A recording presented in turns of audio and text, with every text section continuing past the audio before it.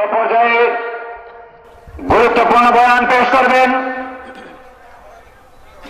Bangladesh radio টেলিভিশনের ইসলামী অনুষ্ঠানের সুনামধন্য ভাষ্যকার আহলে সুন্নাত ওয়াল জামাতের যোগ্যতম উত্তরাধিকার ইসলামী তাহজিব তামাদ্দুন রক্ষার অন্যতম নীতি নির্ধারক ঐতিহ্যবাহী বিপ্লবিক ঢাকা নেসারে কামিল মাদ্রাসার সুনামধন্য অধ্যক্ষ আন্তর্জাতিক খ্যাতি সম্পন্ন মুফাসসিরে কোরআন হযরতুল আল্লামা সরকার মোহাম্মদ কাফিল উদ্দিন সালেহী আল্লামা সরকার মোহাম্মদ কাফিল উদ্দিন সালেহী সাহেবকে গুরুত্বপূর্ণ বয়ান পেশ করার জন্য মাহফিল কমিটির পক্ষ থেকে বিনীতভাবে আহ্বান করছি। من يهده الله فلا مضل له ومن يضلله فلا هادي له ونشهد أن لا إله إلا الله وحده لا شريك له ونشهد أن سيدنا وحبيبنا وشفيعنا ومولانا محمدا عبده ورسوله صلى الله عليه وعلى آله وصحابه وبارك وسلم الذي أرسله بالحق بشيرا ونذيرا وداعيا إلى الله بإذنه وسراجا منيرا أما بعد فقد قال الله تعالى في كلامه المجيد وفي فرقانه الحميد أعوذ بالله من الشيطان الرجيم بسم الله الرحمن الرحيم ألا إن أولياء الله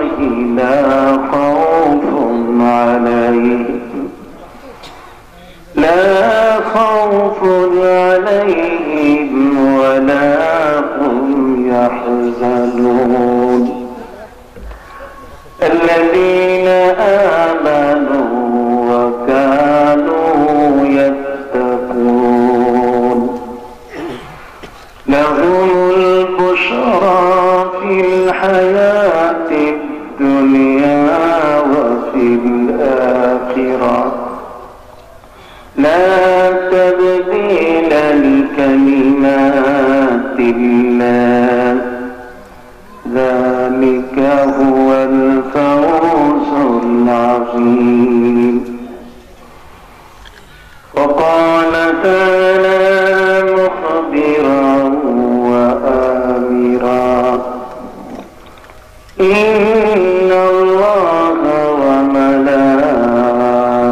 وملائكته يصلون على النبي يا أيها الذين آمنوا صلوا عليه وسلموا تسليما اللهم صل على سيدنا مولانا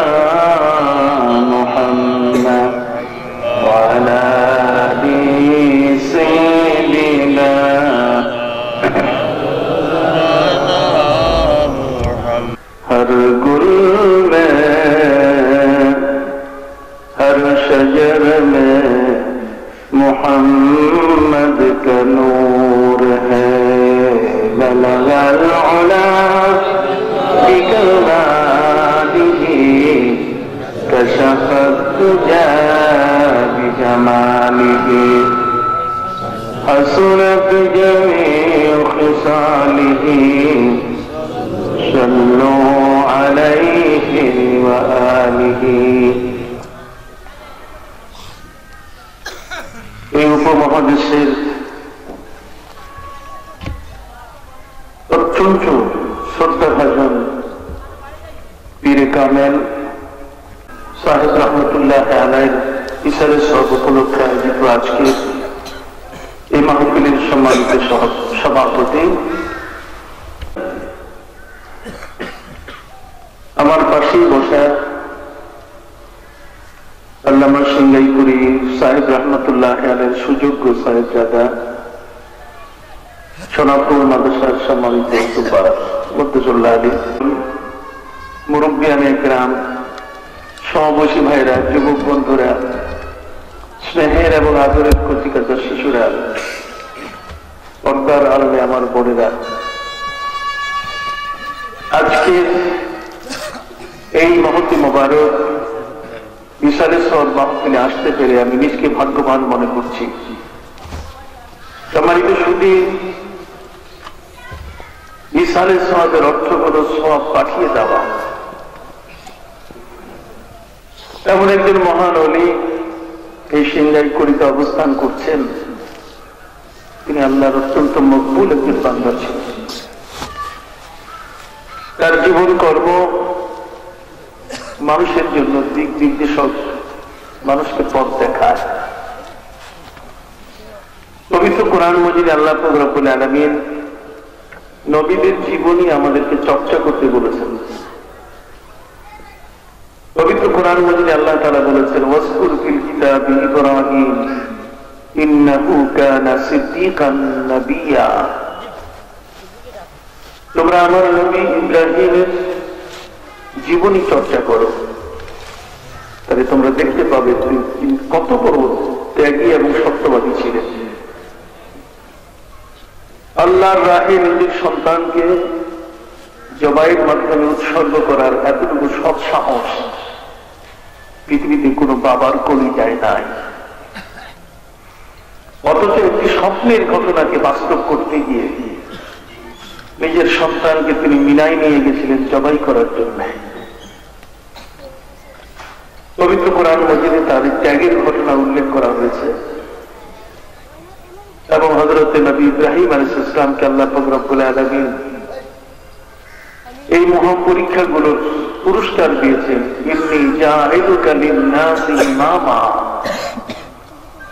এই বিশ্ব জগতের সকল মানুষের জন্য তোমাকে আমি সর্বোচ্চ সম্মানীয় ইমাম বানিয়ে দিলাম। হযরত নবী ইব্রাহিম আলাইহিস সালামের ত্যাগ, তার মহা পরীক্ষার সেই ঘটনা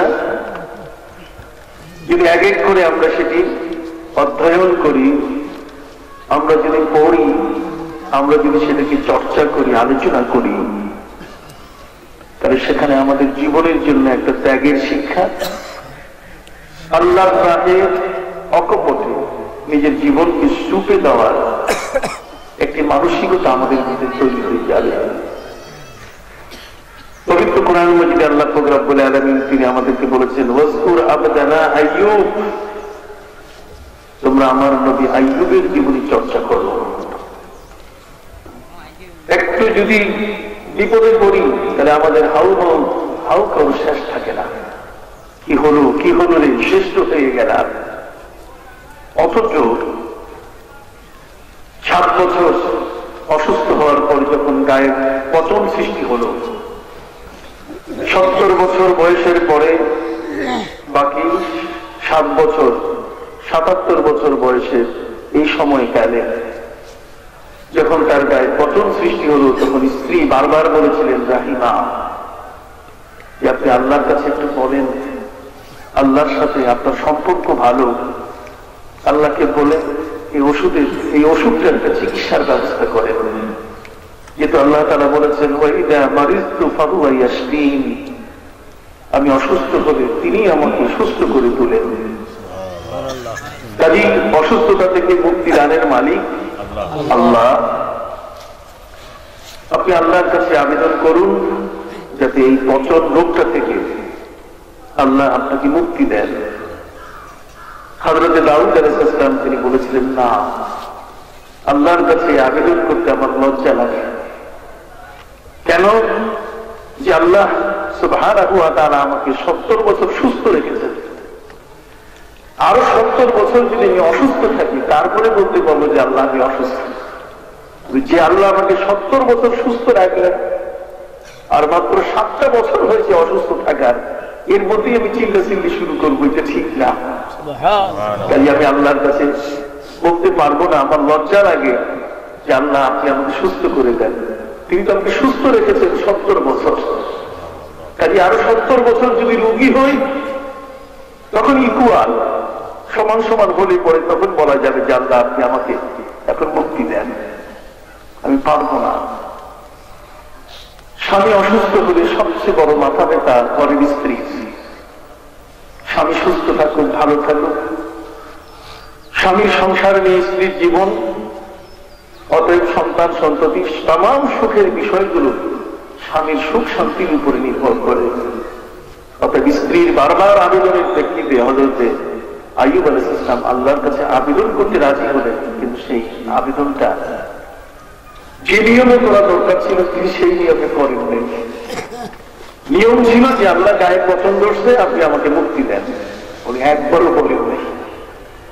উনি আল্লাহর কাছে ডাক দিয়ে বললেন, রব্বি আন্নী মাসসানিয়াদ-দুররু ওয়া আনতা আরহামুর রাহিমিন।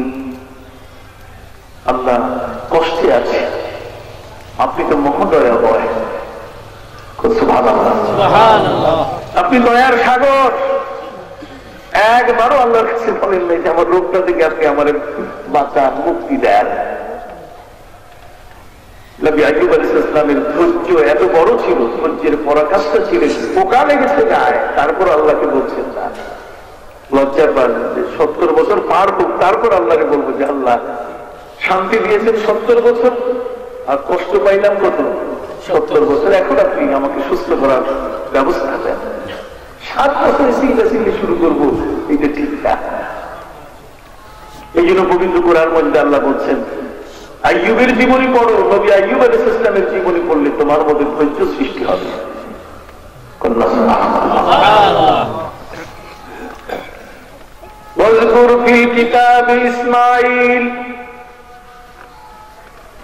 কোরআনের মধ্যে নবী ইসমাঈলের ঘটনা আমি উল্লেখ করেছি, তোমরা তা পড়ো, পর্যালোচনা করো। এ কারণে যে বাবার প্রতি সন্তান কত অনুভূত হতে পারে। এখনকার সন্তান খালি যদি ভ্যানে পেটেল মারতে জানে তার বাপ লাগে না, কি বলেন ঠিক কিনা? একটু যদি ঘটি চালাইতে জানে, লাসিমন ওই যে 3 চাকার গাড়িগুলো আয় উপার্জনের কিছু পথ যদি খুলে, তাহলে বাপ মাকে চিনে না। বাপের কথা, মুরব্বীর কথা মানে না, শেষে তার চেয়ে বড় বুদ্ধিমান হয়ে যায়। নবী ইসমাঈল আলাইহিস সালাম বাবা স্বপ্নে দেখেছেন, ইয়া বুনাইয়া ইন্নী আরা ফিল মানামি আন্নী আযবাহুকা ফানজুর মাযা তারা। রে ছেলে, হে আমার প্রিয় কলিজার টুকরা, প্রিয় বৎস, স্বপ্নে দেখলাম আমি তোমাকে জবাই করছি। বাবা বলো তোমার অভিমত কি? ছেলে বসে, বাবা ওকে ওকে, বাবা ঠিক আছে। ইয়া আবাতি ফাআল মা তু'মার সাতাজিদুনি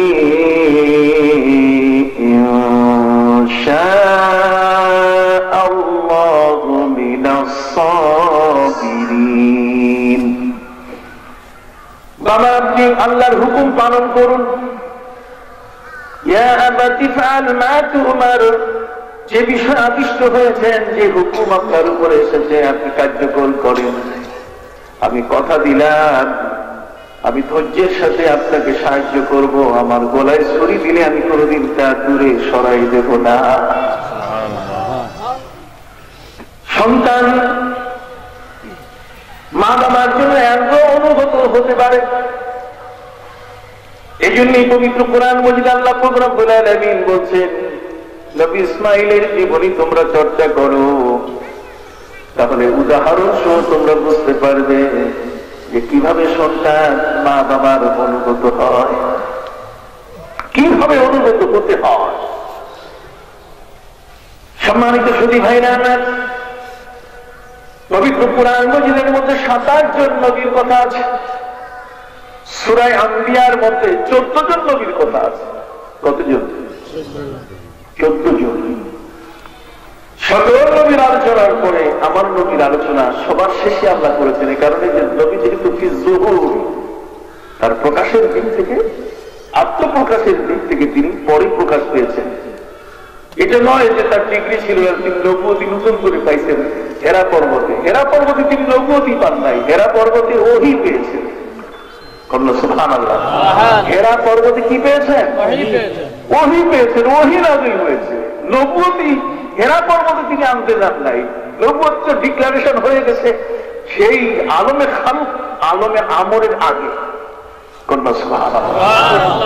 সৃষ্টি সবকিছুর আগেই তিনি রসূল, সবকিছুর আগেই তিনি নবী। কথা বল।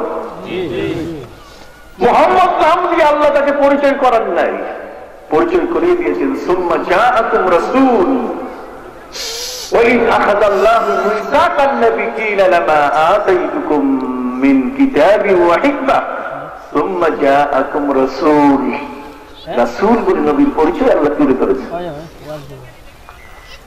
পবিত্র কোরআন মাজিদের সূরা তাওবার শেষে আল্লাহ তাআলা বলছেন, লাকাদ জাআকুম রাসূলুম মিনকুম মিন আনফুসিকুম আজিজ। এখানে রাসূল বলে আমার নবীকে আল্লাহ পরিচয় দিচ্ছেন, মুহাম্মদ বলে পরিচয় দেন নাই, রাসূল আসছে। ঠিক পবিত্র কোরআন মাজিদ আল্লাহ পাক রব্বুল আলামিন ইহুদীদেরকে বলছেন, পৃথিবীর মানুষগুলোকে বলে দিচ্ছেন, শোনো, ইয়া আইয়ুহান নাস ক্বাদ জাআকুমুর রাসূল। এখানে রাসূল আমার নবীর পরিচয় দিচ্ছেন আল্লাহ কি বলে? রাসূল বলে। তাওরাত এবং জবুর কিতাবগুলোর মধ্যে লিখিতভাবে ডকুমেন্টারি প্রমাণ স্বরূপ আল্লাহ আমার নবীর নাম লিখতে গিয়ে সেখানে বিবৃতি দিয়ে দিলেন, তাদের সম্পর্কে তিনি বিবরণ দিয়ে দিলেন। الذين يتبعون الرسول النبي الأمي الذي يجدونه مكتوبا عندهم في التوراة والإنجيل। سبحان الله। নবীর পরিচয় আল্লাহ পাক রব্বুল আলামিন তুলে ধরেছেন, তাকে রাসূল বলছেন, তাকে নবী বলছেন। কি বলেন ঠিক কিনা? ওই হেরা পর্বতে যাইয়া তিনি নবুয়তি আনলেন, তারপরে তিনি নবী হিসেবে পরিচয় হলেন তা নয়। তার বিয়াসাতের জন্য কাজ শুরু করার পারমিশন আল্লাহ তাআলা দিয়েছিলেন। কথা বলতে এখন থেকেই তার কার্যক্রম শুরু হলো। কথা বলতে বাকি প্রশিক্ষণ, শিক্ষা যা আছে সব আগে তিনি গ্রহণ করেছেন। এখন শুধু একটা টিচার বলেছে মুআল্লিমা, আমি তোমাদের কাছে শিক্ষক হয়ে আগমন করেছি। অতএব এখন এগুলোকে ইমপ্লিমেন্ট করতে হবে, এটাকে ইউটিলাইজ করতে হবে, এগুলোকে বাস্তবে পরিণত করতে হবে। এই জন্য কোরআনের বাস্তবতাকে তিনি মানুষের সামনে তুলে ধরলেন। জগতের মধ্যে নবীদের ইতিহাস আল্লাহ পাক রব্বুল আলামিন আমাদেরকে পড়ার জন্য নির্দেশ দিয়েছেন। নবী ছাড়াও যারা নবী নন তাদের জীবনেও আল্লাহ চর্চা করার আমাদেরকে উৎসাহ দিয়েছেন। কোরআন বলছে, ওয়াজকুর ফি কিতাবি মারইয়াম ইয ইনতাবাযাত মিন আহলিহা মাকানান শারকিয়া। তোমরা মরিয়মের জীবনী পড়ো। কার জীবনী? এমন একজন নবী পৃথিবীর মধ্যে আসতেছেন যে নবীর কোন পিতা নাই। ঈসা নবীর কোন পিতা নাই, পাপ ছাড়া ব্যতিক্রম ধর্মী পৃথিবীতে আমি নবী পাঠালাম, আর এই জগতের মধ্যে সকল নবীর পরিচয় তুলে ধরতে গিয়ে ঈসা নবীর জীবন কাহিনী একটি ভিন্নতর জীবন। কি কর খ্রিস্টানটা এত বড় বুদ্ধিমান, এই জায়গায় হোঁচট খেয়েছে, এই জায়গায় হোঁচট খেয়ে তারা হযরতে মরিয়মের স্বামী আবিষ্কার করার চেষ্টা করেছে।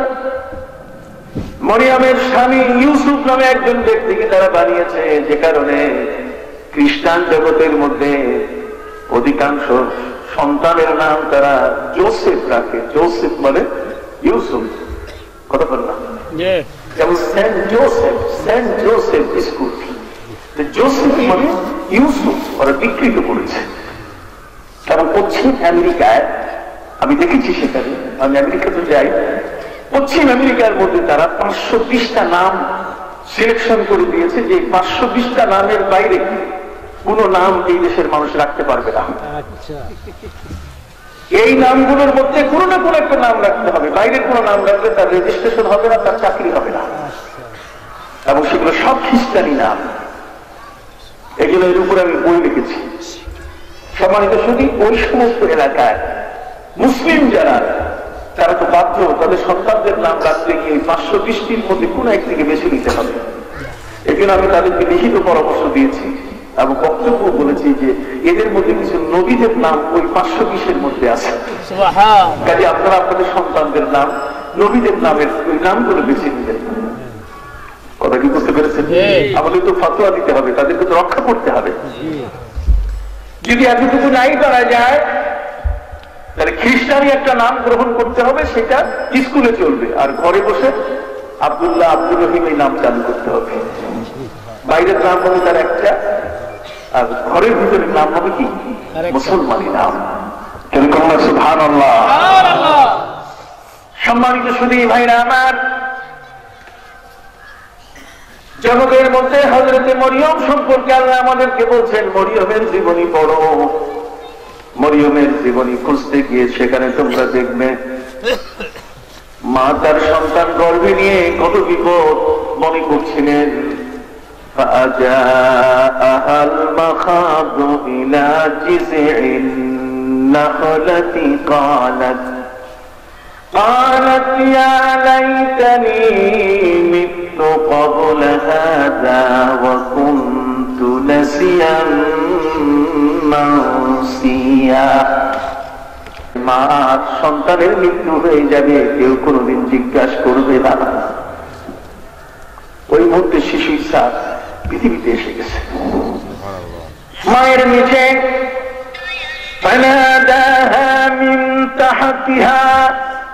নিচে এসে গেছে ঈসা নবী, ডাক দিয়ে বলছে, মারে কোনো চিন্তা নাই, আল্লাহ তাহজানি قد جعل ربك تحيا।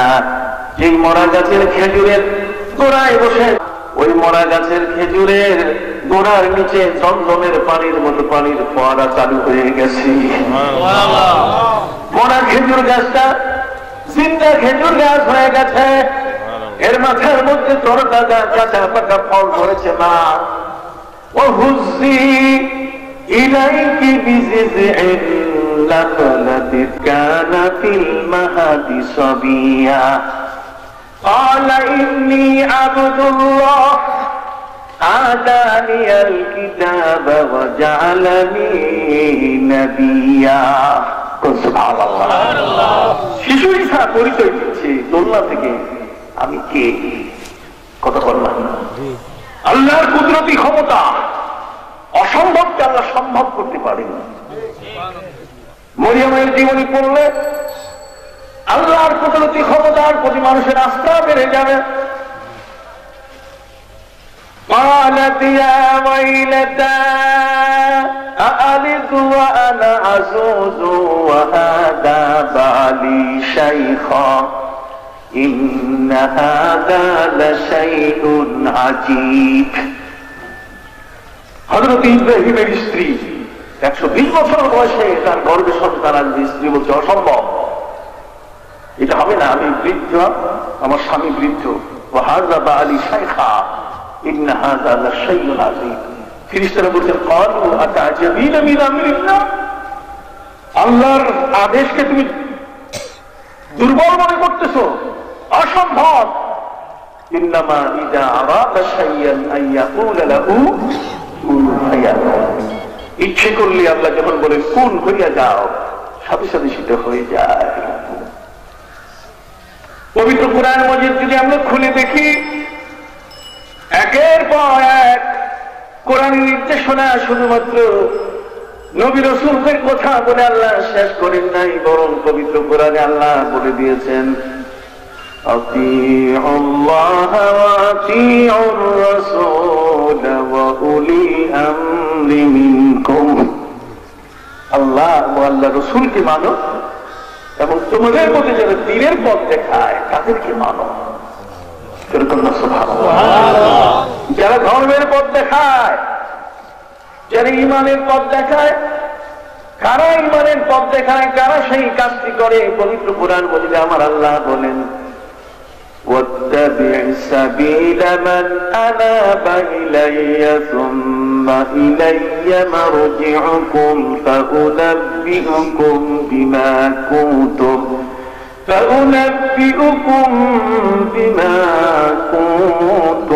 تعملون।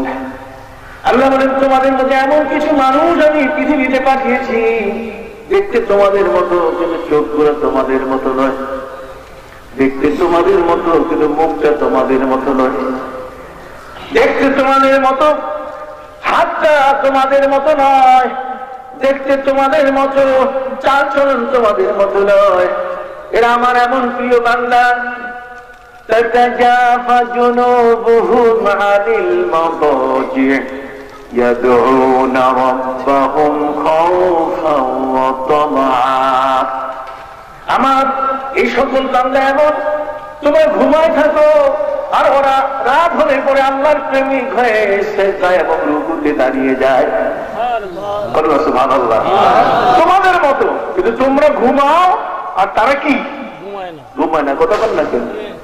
তোমরা ঘুমাও কিন্তু তারা কি ঘুমায় না। এই জন্য এই পবিত্র কোরআন মজিদ আল্লাহ রাব্বুল আলামিন তাদের প্রশংসা করে বলেছেন والذين يبيتون لربهم سجدا وقياما। আল্লাহ বলেন এই জমিনের মধ্যে আমার এমন কিছু প্রিয় বান্দা আছে রে, যেই বান্দাগুলো রাতের বেলায় রুকু সিজদা করে রাত কাটায়, ঘুমায় না। কিরকম সুবহানাল্লাহ। তাতাজাফা জুনুবুহুম আনিল মাদাজি', নিজেদের পার্শ্বকে তারা নিজেদের দেহটাকে আরামের বিছানা থেকে তারা দূরে সরিয়ে দেয়। এবং এই মানুষগুলো আমার এত বড় প্রিয় মানুষ, এরা আমার এত কাছের মানুষ। আল্লাহ বলেন এদের পুরস্কার, এত বড় পুরস্কার আমি রেখে দিয়েছি। ফালা তা'লামু নাফসুম মা উখফিয়া লাহুম মিন কুররাতি আ'য়ুন। পৃথিবীর কোন মানুষ জানে না আমি আমার এই প্রিয় বান্দা সব গুজারি যারা করে, নিশাচর রাতের গভীরে যারা সিজদায় পড়ে থাকে, আমি আল্লাহ তাদের জন্য কত বড় পুরস্কারের ব্যবস্থা করেছি। এদের পুরস্কার অনেক বড়, খুব সাধারণ পুরস্কার নয়। ফালা তা'লামু নাফসুম মা উখফিয়া লাহুম মিন কুররাতি আ'য়ুন জাযাআন বিমা কানু ইয়াকসিবুন। আল্লাহ বলেন তাদের কর্মটা এত ভালো যে পুরস্কারটা পৃথিবীতে আমি কাউকে দেখাই নাই। ওদিন যেদিন দিব সবাই খালি আফসোস করবে, হায় হায় হায় রাতের নামাজ পড়লাম না কেন, হায় হায় হায় তাহাজ্জুদ পড়লাম না কেন, হায় হায় সেই তাওবাবিন পড়লাম না কেন, ইশরাক পড়লাম না কেন। কথা বল। সম্মানিত সুধী ভাইরা আমার, পবিত্র কোরআন মজিদে আল্লাহ রাব্বুল আলামিন এই প্রিয় বান্দাদের ওজিফা উল্লেখ করেছেন। وَمِنَ اللَّيْلِ فَتَهَجَّدْ بِهِ نَافِلَةً لَكَ। রাতের গভীরে তাহাজ্জুদে দাঁড়িয়ে যায়। এই পৃথিবীর সাথে জগতের সকল সম্পর্ক ছিন্ন করে ফেলে, আমার নবীজি বলেন এমন কতগুলো আমার প্রিয় সাহাবী রয়েছে, দিনের বেলায় তারা বলেন ফরসাদুন নাহার, রাতের বেলায় তারা বলেন রুহবানুল লাইল। তারা বলেন ফরসাদুন নাহার এবং রুহবানুল লাইল। দিনের বেলায় তারা সব কাজ করে, মানুষের হক আদায় করতেছে, যার যার দায়িত্ব। রাত হলে তখন সবার সাথে সম্পর্ক ছিন্ন, শুধু সম্পর্ক কার সাথে? আল্লাহ। সুবহানাল্লাহ কইতে মন চায় না? জোরে কর না। সিঙ্গাইরপুরি সাহেব বাড়ি আজকে আপনারা এসেছেন, এই ওলিরা আল্লামা সাহেব কেবলা ফুরদুল্লাহ রহমতুল্লাহ আলাইহির মতো বলি, এই জমিনের মধ্যে এই মানুষগুলো আমাদের জন্য এক একটা দৃষ্টান্ত। কি বলেন ঠিক না? এরা হলেন আমাদের জীবনের জন্য এক একটা ডায়েরি, দৃষ্টান্ত। আমাদের জীবনের ডায়েরি খুলতে গেলে এদের জীবনী পড়তে হয়। এই ডায়েরিতে যদি এদের জীবন যদি আপনি পড়েন, পবিত্র কুরআন মজিদে আপনাকে আল্লাহ রব্বুল আলামিন বলে দিয়েছেন এরা পৃথিবীতে এমন সম্মান পেয়েছে জগতের কাউকে এত বড় সম্মান দেওয়া হয় নাই। লেনিন এত বড় সম্মান পায় নাই, মাও সেতুং এত বড় সম্মান পায় নাই, আলবার্ট আইনস্টাইন এত সম্মান পায় নাই, প্লেটো সম্মান পায় নাই, ডালসন সম্মান পায় নাই, বরং ওরা পেয়েছে। ওরা পৃথিবীর মধ্যে এত বড় মাপের বিশাল সম্মান পেয়েছে, জগতের মধ্যে সকল মানুষ মরার পরে তাদেরকে স্মরণ করছে। কন্যা সুবহানাল্লাহ। আল্লাহর ওলিদের মাজারে জিন্দা অবস্থায় যত মানুষ আছে, ইন্তেকালের পরে তারপরে ভিড় আরো বেশি বাড়ে। কোথাও ভিড় কমে নাই, কমছে কমছে কোথাও ভিড়। যে কোনো দরবার দেখান তো, যতই ওরা খুব পীর পূজা আর মাজার পূজা, তারপর ঠেকাইতে পারে না। কথা বোঝেন নাই? ওই বক্তাদের গলায় এখন ক্যান্সার হচ্ছে। কথা বল। আল্লাহর ওলিদের সম্বন্ধে বিরোধিতা করো না। মান আদালি ওলিয়ান ফাকাদ আযামতুহু বিল হাদ। আমার ওলিদের সাথে যারা যুদ্ধ করে, এদের বদনাম করে, এদের সামনে বাজে কথা বলে, আল্লাহ বলেন আমি স্বয়ং যুদ্ধে নেমে যাই।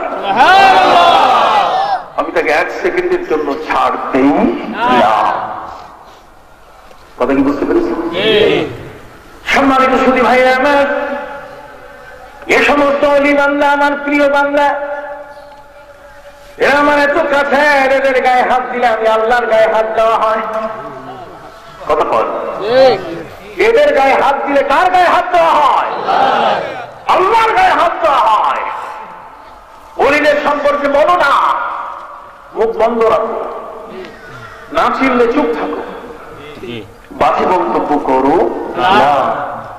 এরা হলেন এত বড় পাওয়ারফুল, গরখাকে দিয়ে সালাদ, মাটিতে নজর দিলে মাটি স্বর্ণ হয়ে যায়, চোরের গায়ে নজর দিলে চোর দরবেশ হয়ে যায়, ওলি হয়ে যায়। তাই না আমার আল্লামা কান্নানী রহমতুল্লাহ আলাইহি তিনি তার কিতাবের মধ্যে উল্লেখ করেছেন, এই বিশ্ব জগতে যেমন একটা দেশ চালাতে প্রেসিডেন্ট, প্রধানমন্ত্রী, মন্ত্রী পরিষদ, MP, member of parliament, chairman, commissioner, councillor, যেই নামে আপনি বলেন, চৌকিদার, দাপাদার পর্যন্ত যেমন একটা দেশের প্রশাসন সাজানো থাকে, আল্লাহ রব্বুল আলামিন পৃথিবীর প্রশাসনটাকে তিনি সাজিয়ে দিয়েছেন আল্লাহর ওলিদের মাধ্যমে।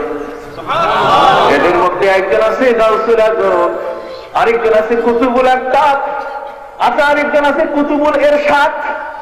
কথা বল না? গাউসুল আজম, কুতুবুল আকতাব, কুতুবুল ইরশাদ। এর মধ্যে আওতাব আছে, আখিয়ার আছে, ওলি আছে, দরবেশ আছে। এই স্তর দিয়ে গোটা বিশ্বটাকে সাজানো হয়েছে। ওই সিরিয়ার মধ্যে 40 জন আবদাল সবসময় হাত তুলে দোয়া করে অবস্থান করছে। যখন তাদের হাত দোয়া বন্ধ হয়ে যাবে, কিয়ামত হয়ে যাবে। কথা কি বুঝতে পেরেছেন? জগতের মধ্যে বিশাল এক নেটওয়ার্ক আল্লাহ তৈরি করে দিয়েছেন ওলিদের মাধ্যমে। নবী নাই, আমার নবীর উম্মতের মধ্যে এমন কিছু উম্মতকে আল্লাহ তাআলা নবীর জন্য কবুল করেছেন, যারা হলেন নবীর পাক্কা অনুসারী। এরা হলে হুবহু নবীর নমুনায় জীবন করেছেন। পৃথিবীর কোন সাধারণ কোন জিনিস তাদের গায়ে, তাদের জীবনে স্পর্শ করে নাই। তারা কোনদিন মসনদে ক্ষমতার চেয়ারে বসার নবী হন নাই, কথা বলবেন, তারা কোনোদিন সেখানে যান নাই। আল্লামা সাহেবুল্লাহ ডাক দিলে কি মেম্বার অফ পার্লামেন্ট ভোট কি কম পাইতেন? কথা বলবেন, সারা সিলেটের মানুষ জিরো করে ফেলতো অন্যান্য মানুষগুলোকে, আর সব ভোট বানাইয়া সাহেবুল্লাহকে হিরো বানাই দিত।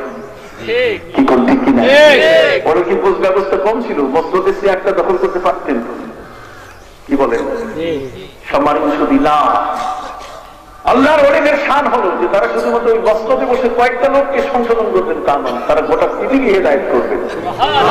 এই যে আল্লামা সাহেবুল্লাহ রহমতুল্লাহ আলাইহির হেদায়েতের রশ্মি বাংলাদেশ থেকে শুধু সিলেটের মাটিতে সীমাবদ্ধ থাকে নাই, গ্রেট ব্রিটেন, আমেরিকা, কথা বল না, সারা বিশ্বব্যাপী ছড়িয়ে পড়েছে।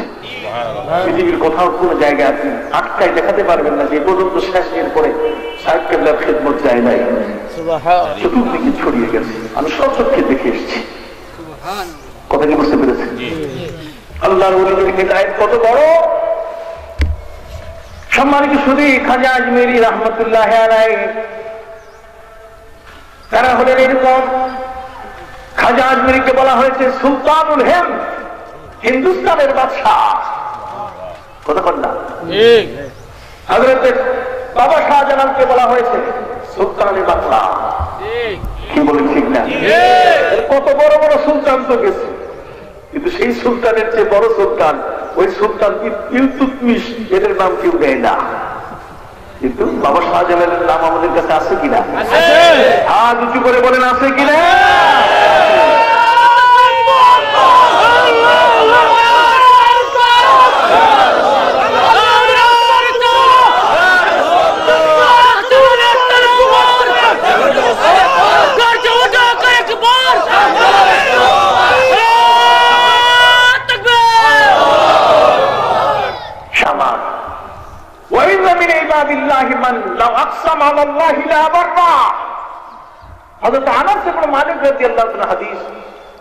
আমার রাসূল বলেন, আমার আল্লাহ বলেছেন এমন কিছু বান্দা আছে যা বলে আল্লাহর কাছে তার নিয়াজ হারে। আল্লাহর কাছে বললে সে দাবিকে আল্লাহ পূরণ করে বসেন। এই জন্য মিডল ইস্ট, মধ্যাঞ্চলের মানুষ যারা, মধ্যাঞ্চলীয় মানুষের মধ্যে আল্লাহ তাদের হেদায়েতের জন্য নবী পাঠিয়েছেন 1,24,000 বা 2,24,000 সমসংখ্যক। আর পূর্বাঞ্চলের মানুষদেরকে আল্লাহ তারা উপহার দিয়েছে শুধু অলিয়া উলিয়া। অলিয়া উলিয়ার দেশে এসে মানুষগুলোকে খাঁটি মুসলমান বানাইছে। নকলকারী আমাদের মুখে নাই, আছে নাকি? নকল টুপি এগুলো নেই। টুপি না আমাদের মাথায় কি নকল টুপি আছে? নকল দাড়ি আছে। আপনি মিশরে যান, আপনি দেখবেন টুপিও নকল, দাড়িও নকল। বলবেন নকল কেমন? আমি মিশরের কায়রোতে গিয়ে যখন ইমামের পিছনে নামাজ পড়লাম, ওরা কেরাতে পৃথিবীর শ্রেষ্ঠ কারীরা, কারী জগতে মিশর পৃথিবীতে কি শ্রেষ্ঠ। এত চমৎকার কেরাত পড়ছে, আমি নামাজ শেষে আমার মনটা চাইল যে ইমাম সাহেব হাতে যাই একটু চুমু দেই।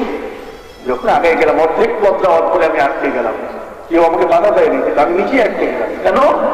যে ইমাম সাহেব মুখের দাড়ি খুলে টাঙ্গায় রাখছে, তারপরে নকল দাড়ি, আর্টিফিশিয়াল দাড়ি। নামাজে আসছে দাড়ি দরকার, এই জন্য চশমা যখন চোখে দেয় এরকম কানের মধ্যে লাগাইয়া কানের মধ্যে লাগাই দিয়ে দিলাম, বিশাল দাড়ি।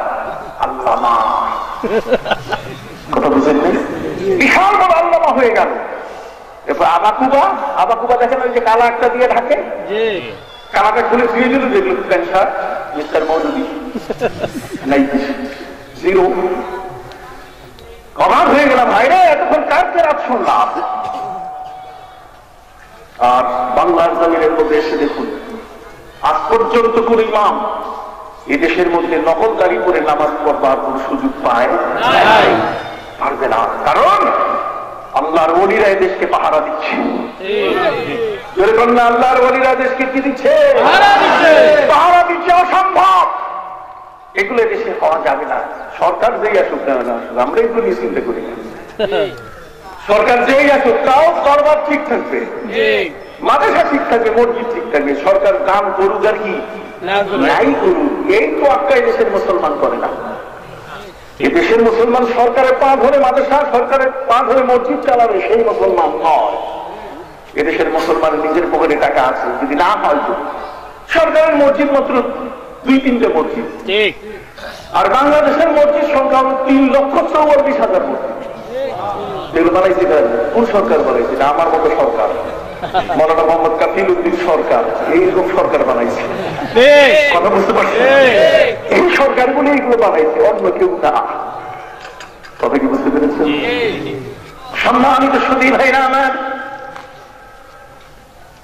মধ্যাঞ্চল, মিডিল ইস্ট, সৌদি আরব, আরব আমিরাত, কুয়েত, কাতার, ইয়েমেন, ওই অঞ্চল মিশর সহ শুধু নবী এবং রসুল 1,24,000, তোমার 2,24,000 নবী রসুল আল্লাহ পাঠিয়েছেন। আর বাকি এই পূর্বাঞ্চলের জন্য শুধু পীর মশাই গলিয়া উলিয়া পাঠাই দিচ্ছেন। আর পশ্চিমাঞ্চলের জন্য আল্লাহ কিছুই পাঠান নাই, নবীও পাঠান নাই, ওলিও পাঠান নাই।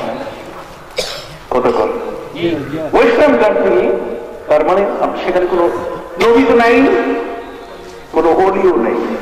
ফলে দেখবেন যে না, বেবিচার, অন্যায়, অবিচার, পাপাচার, কামাচার, মদ, জুয়া, আউটি, কথা বলতেন নাই, যত ধরে কে তাদেরকে বাধা দিবে? সরকার তো এগুলো ওপেন করে দিয়েছে, ফ্রিডম। কত পারলাম? ফ্রিডম।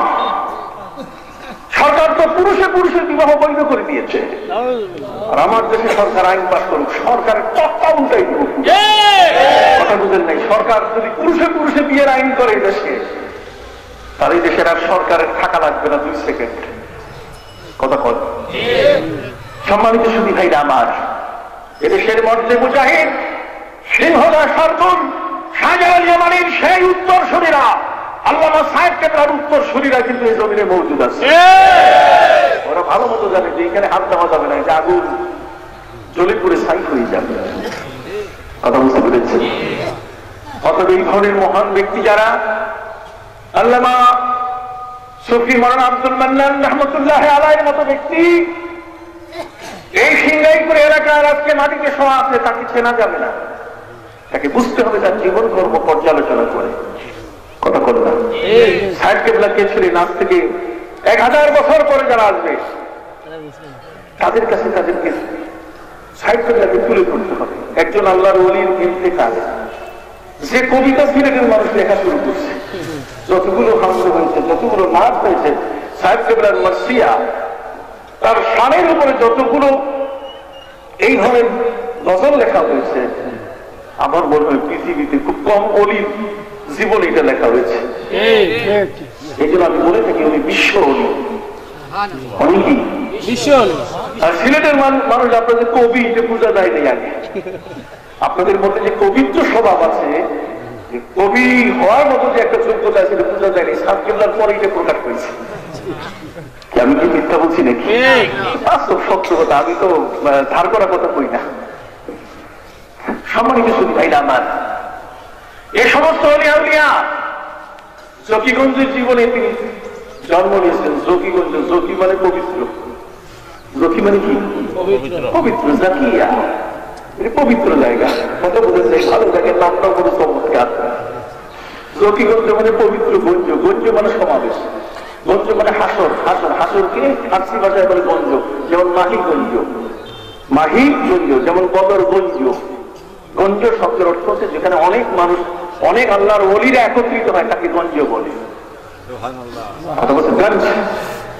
সম্মানিত সুধী ভাইরা আমার, এই বাংলাদেশের মধ্যে যে সমস্ত ওলিরা, ডিফারেন্স আমেরিকা লন্ডন, আমেরিকা লন্ডনে এই ওলিরা যাইয়েই সেখানে খেদমত করছে। কথা বললাম, এই বাংলাদেশ থেকে উপমহাদেশের ওলিরা, যেমন কেরালা থেকে বাবা মহিউদ্দিন আমেরিকায় গিয়ে সেখানে তিনি সাদা আর কালো মানুষগুলোকে মুসলমান করেছেন। আমি তার খবর জাল করেছি। ওলিদের অবদান সারা পৃথিবীতে এত ব্যাপক যে এই উপমহাদেশে কোন নবী এবং রসুল আসেন নাই, কিন্তু নবী এবং রসুলের আদর্শকে যারা বহন করে নিয়ে এসছেন, যারা কাঁধে করে নিয়ে আসছেন, যারা কেটে করে নিয়ে আসছেন, তারা বলেন আউলিয়া ইকরাম। আর ওদের সম্বন্ধে বলে যে পীর পূজা, একটা জিব্বা এত বড় হয়ে গেছে তোমার, নবীর আদর্শে তোমার কলেমাটা তিনি কান্দে করে নিয়ে আসছেন, আর তারে তুমি পূজারি কম। কথা বল না? তোমার মুসলমান হওয়ার কলেমা, তোমার জীবন আদর্শের কালেমা, তোমার জীবন যাপনের সমস্ত কোড লাইফ যিনি কাঁধে করে বহন করে নিয়ে এসছেন। তুমি নবীকে চিনতে না, তোমাকে চিনাইছেন শাহজালাল ইয়ামানি। তুমি নবীকে চিনতে না, তোমাকে চিনিয়েছেন শাহ করাম, শাহ আমানত, শাহ ফতেহুল্লাহ, শাহ গরিবুল্লাহ, শাহ আলী বাগদাদি, শাহ সাদউদ্দিন চিশতি বেহেশতি। তোমাকে চিনিয়েছেন সুফি নূর মোহাম্মদ নিজামপুরি, সুফি ফতে আলী ওয়াইসি, আবু বকর সিদ্দিকী, শাহ সুফি নিসারউদ্দিন, আবু জাফর মোহাম্মদ সালেহ, সরসিনা ফুরফুরা আজরপুরি। কি বলেন? আল্লামা ইয়াকুব বদরপুরি, আল্লামা সাহেব কেবলা রহমতুল্লাহ আলাইহি। এই ধারাবাহিকতাটাকে ব্রেক করে, এটাকে ধ্বংস করে নতুন কিছু তারা এই জায়গায় সৃষ্টি করতে চায়, এটা অসম্ভব। নাঙ্গল, এটা সাহেব কেবলার নাঙ্গলে চাষ হচ্ছে, এই জায়গায় বীজ দিয়ে বেশিক্ষণ টিকে থাকতে পারবা না। সাহেব কেবলার যে বীজ লাগাইছে ওই থেকেই লাগাইতে হবে। জমির উর্বর কোন বাতিলকে আমরা এখানে ঠাঁই দিব না। অতএব যারা আমাদের ওলি ছিলেন তারা কেমন, পবিত্র কোরআন থেকে আসেন আমরা একটু দেখি, সার্চ করে বের করি পবিত্র কোরআন থেকে তারা কেমন ছিলেন। পবিত্র কোরআন মজিদ আল্লাহ রাব্বুল আলামিন বলেন, ইন্নাল্লাযীনা ক্বালু রাব্বুনাল্লাহু সুম্মা ইসতাকামু تتنزل عليهم الملائكة ألا تخافوا ولا تحزنوا وأبشروا بالجنة التي كنتم توعدون. قل سبحان الله. إن الذين قالوا ربنا الله, যারা আল্লাহকে বলেছে রব, আল্লাহ আমাদের রব, আল্লাহ আমাদের কি রব। ইন্নাল্লাযীনা ক্বালু রাব্বুনাল্লাহ, আল্লাহকে রব বলে স্বীকার করার সাথে সাথে সুম্মা ইসতাকামু, রবের দাবিগুলো নিজের জীবনে লালন করেছেন, ইস্তিকামা তার ভিতরে সেটাকে কায়েম করেছে। সুবহানাল্লাহ। এটা নয় যে সুদের বিরুদ্ধে ওয়াজ করছে অথচ সুদ খাইতেছে, কথা বল না। ঘুষের বিরুদ্ধে ওয়াজ করতেছে অথচ ঘুষ খাচ্ছে না। তাদের আমল আল্লাহর নির্দেশিত পথে, ফলে তাদের জবান, তাদের হাত পরিপূর্ণ পবিত্র একমাত্র আল্লাহর জন্য। তাদের হাত কাজ করছে কুল ইন্না সালাতি ওয়া নুসুকি ওয়া মাহইয়ায়া ওয়া মামাতি লিল্লাহি রাব্বিল আলামিন। আমার উঠা বসা চলাফেরা সবটি আল্লাহর ওয়াস্তে। আল্লাহ যেভাবে করছেন সেভাবে আমার হাতটা চলবে, কথা বল। আপনারা যেভাবে বলছেন সেভাবে আমার মুখটা চলবে। আল্লাহ যেভাবে বলছেন আমার চোখের দৃষ্টি সেভাবে দেব, আমার চিন্তা সেভাবে আসবে। যদি আপনি ক্লিয়ার করতে পারেন এটা, আমার নবী বলেন হাদিসে কুদসি, লা ইয়াজালু আবদি ইয়াতাকাররাবু ইলাইয়া ইল্লা বিন নওয়াফিল।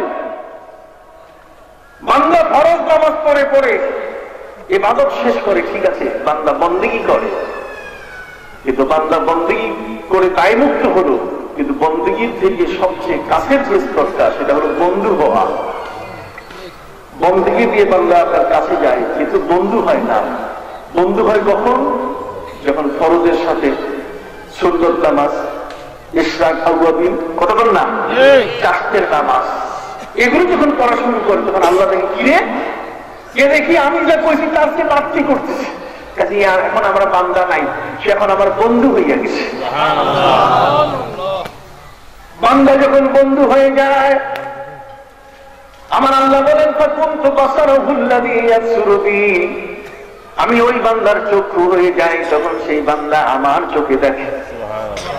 আর আল্লাহর চোখে যদি দেখে তখন কিন্তু আর 8 মাইল দূরে দেখবে না। বিজ্ঞানীরা বলছে মানুষের চোখ দেখে 8 মাইল, আর আল্লাহর চোখ দিয়ে যদি দেখে তাহলে দেখে আরশ পর্যন্ত। সেই চোখটার পাওয়ার হয় এত বড়। এবারে আব্দুল কাদের জিলানী রাহমাতুল্লাহ আলাইহি আসলে পাহাড়ের একটা ছোট লেরো আঁকা বাঁকা পথে একজন মহিলা ভক্ততার যাচ্ছিল। একজন যুবক, বখাটে একজন দুষ্ট যুবক, তার ইজ্জতের উপরে আক্রমণ শুরু করেছে। তখন ওই মুহূর্তে ওই মহিলা ডাক দিয়ে বলছে, হ্যাঁ গাউস, আপনি আমাকে সাহায্য করুন, সহযোগিতা করুন। গাউসের সাহায্য চাওয়া পাওয়া এটা শিরক নয়। ঘর থেকে বের করে কথা কথা হঠাৎ করে একটা সাপ সামনে দেখলে ও মা, এই যে মা কইলেন, আল্লাহ কইলেন না, তবে মা কইছেন, তাই বলে কি শিরক হইছে নাকি? আম্বাতার রবিউল বাকরা, আমরা পড়াই আমাদের ছাত্রদেরকে বালাঘাট, আমরা পড়াই যে কি সুন্দর বসন্তকালে ফসল এত চমৎকার হয়েছে, এবার আল্লাহর নাম নেয় না, তার মানে মুআল্লাহি ওয়া বারাকাতুহু রাসূলুল্লাহ সাল্লাল্লাহু আলা সাইয়্যিদিনা ওয়া মাওলানা মুহাম্মদ ওয়া আলা আলিহি ওয়া আসহাবিহি ওয়া সাল্লাম। আল্লাহুম্মা আমিন। ربنا ظلمنا أنفسنا وإن لم تغفر لنا وترحمنا لنكونن من الخاسرين رب العالمين। আইবারে রহিলা আল্লামা সিংগাইপুরি সাহেব রহমতুল্লাহ আলাইহির বাড়িতে আজকের এই বিশাল ইসালে সওয়াব মাহফিল, ভক্তরা সব একত্রিত হয়েছেন। আল্লামা সাহেব কিবলা রহমতুল্লাহ আলাইহির বাড়ির প্রতিবেশী এই মহান উনি এখানে শুয়ে আছেন। আল্লাহ যার জীবন আদর্শ চর্চা, যার দেখানো পথে জীবনকে প্রতিষ্ঠিত করতে, হেদায়েতের পথে নিষ্কে প্রতিষ্ঠিত করতে এখানে হাজির হয়েছি। তামামের হাজিরা কোন সোনার মদিনায় নবীর আল্লাহ মুবারকায় বখশিশ করে দেন।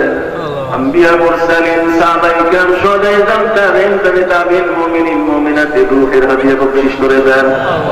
পীর আলী গাউস কুতুব আব্দাল আখিয়ার বাবা শাহজালাল ইমানি শাহ মাকদুম শাহ আলী শাহ কোরআন শাহ মানাত শাহ ফতিহুল্লাহ শাহ গরিবুল্লাহ শাহ আলী বাগদাদি শাহ শারফুল বিন চিশতি বেহেশতি খানজার আলী শাহ আল্লামা ইয়াকুব বাদরপুরি আল্লামা সাহেব কিবলা ফুলতলি রাহমাতুল্লাহি আলাইহি রূহের হাদিয়া বখশিশ করে দেন।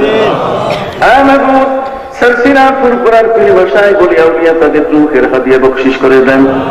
হক্কানি সিলসিলা ভুক্ত যারা আছেন আল্লাহ সকল পীর ওলি বখশিশ করে দেন।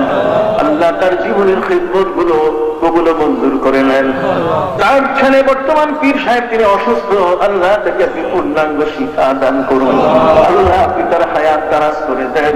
আল্লাহ আপনি তাকে শিফায়ে আজিল্লা মুস্তামিররা দান করুন।